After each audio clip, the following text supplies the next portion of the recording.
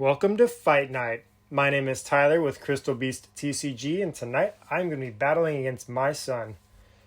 With tonight's battle, I'm going to be using my Tapu Koko EX deck, while he is going to be using his Destined Rivals Build and Battle deck. So just to start this off, my son just likes to show things off. That's what he just likes to do. It is quite entertaining while battling with him, and him and I have been doing this for quite a while now, and it is just fun for us to be able to battle against each other. And he has been actually trying to beat me with this Tapu Koko EX deck for a few weeks now, and we'll see if we can get that done tonight. So just starting out here, we're getting all those prize cards set up. We are doing a full set worth of prize cards. We have gotten ourselves to that point where we've done this enough to be able to do a full battle. And so with that, we'll get started, and my son gonna flip that coin, and see who's gonna go first. He's still getting used to the big coin, flipping that thing, and sometimes it goes off the table, but you know what? If it lands on whatever we need it to land on, that's what we'll do. So starting us off, we have the Larvitar, Team Rocket's Larvitar to be exact, and he is playing the Misty's Staryu. And with that as well, he is searching through his deck with his Nest Ball to find another basic Pokemon to pull out and put into his bench. And you may notice there'll be some times I'm going to be blurring his face out here. You're not going to be seeing his face being put out through all this. So just so you're aware that you're going to see some black boxes pop up here and there throughout this, just blurring out his face whenever it pops up. So with his play here, he's adding that fighting energy to his Team Rocket's Larvitar after he pulled out his Gibble. And from that's going to end his turn. He's going to pass it over to me. For myself, I have the Dynamo sitting out there, and I'll play a couple of basics and get myself set up with the electric energy on my Dynamo. But just to give you a little, I'll show you which ones I got out there. I have a Yamper, and then I have the Zeraora, and then I also have the Tadbulb on my bench. But now my son here pulls it out, and he actually has his Team Rocket's Pupitar in his hand. That's not good for me, especially since I have an electric deck. These are fighting Pokemon, and my whole deck is weak to fighting. If you watched our deck review in my other video, we actually built a deck to battle against my Tapu Koko EX deck because it's a full fighting deck.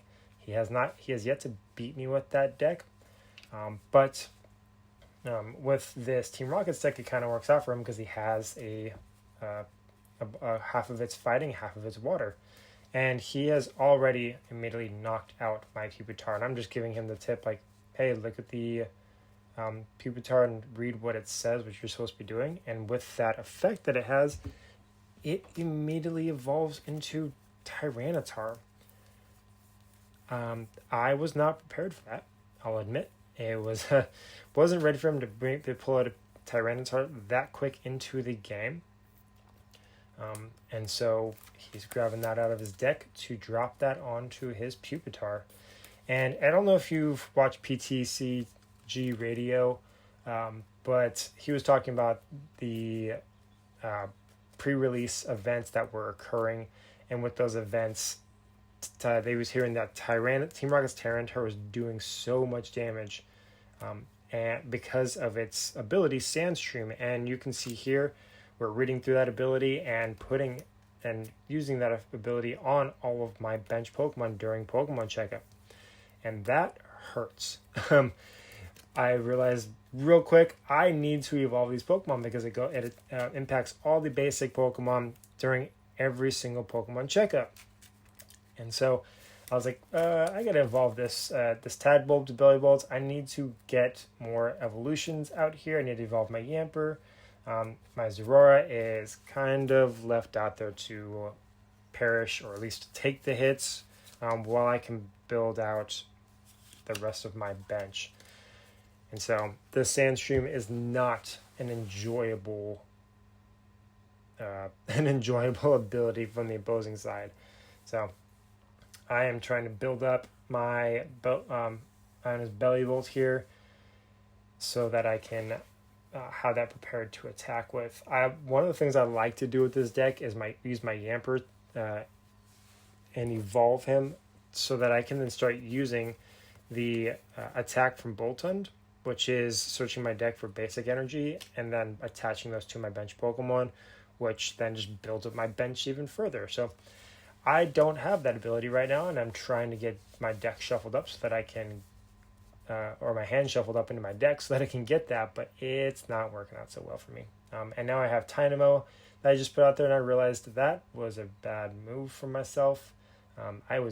I'm not familiar with this ability, and I'm not used to it, so I was not prepared for Sandstream, and it's just going to tear through my bench and my basic Pokemon. So you'll see here, back over to his turn. He has now got 3 fighting energies on that Team Rocket's Tyranitar. Now it takes 4, but he doesn't really need to do much because I'm not trying to build up my Zorora because I'm just using it to take the hits while I try to build up my bench. But obviously my bench needs to be evolved in order to stop taking hits from the Team Rocket's Tyranitar. So with that, he ends his turn, and back over to me with Pokemon Checkup. He just knocks out my Tynamo again. And so I realized that was a really bad call on my part with having a 40 HP Pokemon out there with Pokemon Checkups. And tell me if we played that right too. Believe it's after every single Pokemon checkup, not just your own Pokemon checkup. So it's like doing 20 damage and 20 damage after each turn. So if it's doing that, that's not fun. But here I have myself. I finally decided to put something on Zorora and used its attack so that I could at least paralyze his Tyranitar. Because I knew he had 1 more basic energy to put out there in order for him to start attacking me. So I didn't want that to happen just yet. So I attacked him so that I could paralyze him. Thankfully, the flip of the coin worked out in my favor to paralyze him temporarily so that I didn't have to lose my Zorora too fast. So he is playing the Wellspring Ogerpon Mask, and his turn, and with his move here, he is now playing, and he's playing Surfer now in order to switch out his Team Rocket's Tyranitar, and is swapping that out so that it doesn't have to be paralyzed anymore. And honestly, he's just kind of working his way through this, and he decides to go with his Misty Staryu with this, or at least he's wanting to. And I kind of tell him, like, hey, you probably shouldn't do that. Because with this, I'm trying to teach him at the same time. That's not me just trying to win every single time. I'm trying to make sure he makes proper moves. And so he's using...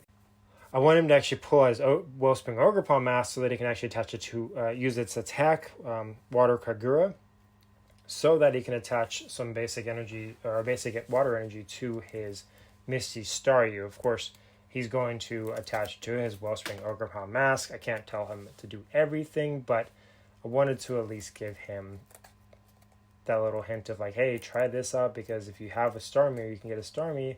The Starmie actually, Misty Starmie is actually really good. So here he's passed it over to me. My turn now to see what I can do with this. Obviously, I have my Tynamo out again, or another Tynamo out again, because I'm not getting hit by Sandstream from Team Rocket's Tyranitar. But also I know that if I attack right now Zorora, I can do double damage to his Wellspring Ogerpon Mask. Now here I'm going to attack with my Zorora so that I can actually just start putting some damage on his Pokemon. But with that, though, I try to flip so that I can paralyze it, and that doesn't work out in my favor. And, of course, I accidentally kicked the camera here, so there's going to be a weird angle for the rest of this video, and I apologize for that. Now, he actually uses his Team Rocket's Petrel here in order to draw out his Team Rocket's Archer that you'll see he'll use eventually, shortly after this. So, with that, he actually attacks me with his Wellspring Ogerpon Mask, knocking out my Zorora, and it's time for me to pull out my Ionic Belly Bolt to see what damage I can do. And I realize I keep saying Ionic Belly Bolt. sorry, I'm in the Journey Together frame right now. I do mean just standard old Belly Bolt here. But with Belly Bolts, I had enough energy, knocked out Wellspring Ogre Paw Mask right away. Got my first win out of that one. And of course, whenever I knocked out his card, he brings back the Tyranitar. And of course, with Tyranitar, now he's bringing it back, and then Pokemon Checkup's occurring. And of course, that just knocks out my Yamper, because my Yamper is still just sitting there with a lot of damage from the previous Sandstream. So now I just lost my Yamper. And he is now deciding what is the next best move for him to do. And I don't believe he has enough of the energies yet. I think he's still just at 3 energy on this. He kind of hides them. It can definitely be a little annoying to play. But he plays his Team Rocket's Archer. And I'll admit, I did not read the card initially. I was letting him read it out. But it was saying that if you can only use this card if any of your Team Rocket's Pokemon were knocked out.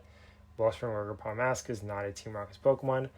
That is my fault for not reading it. And so I let him play this card. And that actually messed me up because I actually had my Tapu Koko EX. I just pulled from my prize cards. And now that Tapu Koko EX is back into my deck. And I had to draw just the 3 cards. So that is definitely on me for not reading that properly. But honestly, if you can see kind of where this was going, I did not have much of a chance with that Tyranitar out. He was just going to blast through all my Pokemon, which he did now with that Belly Bolt. And all I have now is my my Electrike. And with my Electric, I am just trying to get him to be paralyzed. And I actually get him paralyzed for 1 turn. But all I'm doing is 20 damage to him. So that Tyranitar is still a pretty beefy Pokemon at 180 HP. So I'm just trying to slowly see if I can chip away at him to see if I can actually knock him out. But of course, it's only going to go for so far with this battle. So he's just kind of playing any of his cards right now. He knows that he's got me cornered right now. So he's kind of just messing with me at this point. Which, you know what? Honestly, this is the first time, like I said, this is the first time that he has actually not beaten me yet while I'm playing with the Tapu Koko EX deck. So this is the first time that he actually has that opportunity to beat me. And of course, he's going to rub it in my face because that's what he likes to do as my son. You know what? Can't fault him for it either. Honestly, he kind of deserves that prideful hit with this, because it's been a long ride for him to try to beat that Tapu Koko deck, and he's finally coming around to doing it, and he did it all on his own. Honestly, there's a few parts where I was like, if you kind of look back, and if we're playing the Sandstream correct, again, let me know if we're playing that correct. But if we are playing it correct, there's only maybe 1 to 2 times that cards didn't get done properly. I think we missed a Sandstream at one point throughout it, but still, either way, there wasn't much that I could have done.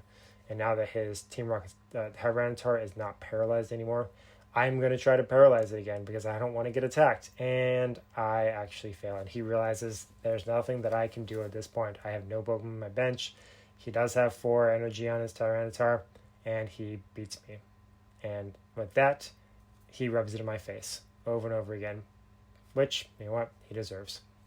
So with that, thank you for tuning in for this, and I'll probably bring some more of these to you guys.